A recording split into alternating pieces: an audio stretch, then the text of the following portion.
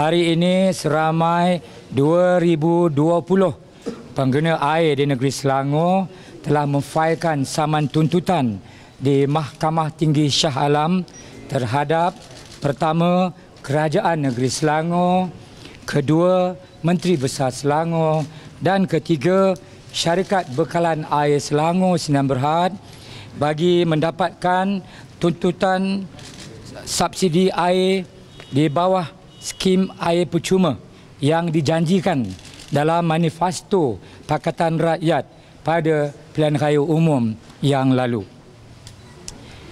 Tuntutan oleh kumpulan pengguna air pada hari ini merupakan kumpulan kedua yang datangnya dari kawasan Petaling Jaya dan Shah Alam.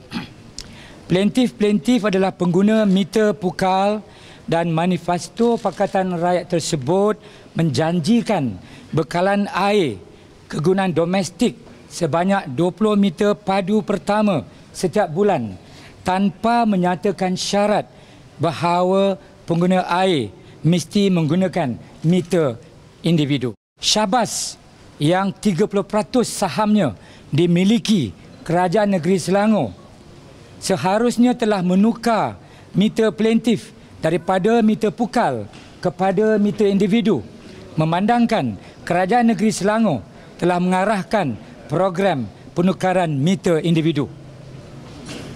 Kegagalan Syabas melakukan penukaran meter ini bukanlah kesalahan pengguna meter pukal, ya.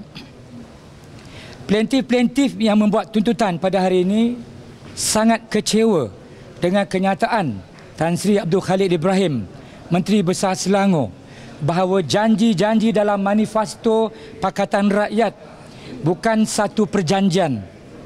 Pengguna air menganggap janji-janji manifesto Pakatan Rakyat sekurang-kurangnya dari segi sudut moral merupakan satu kontrak sosial antara Kerajaan Negeri Selangor dengan pengguna air Selangor.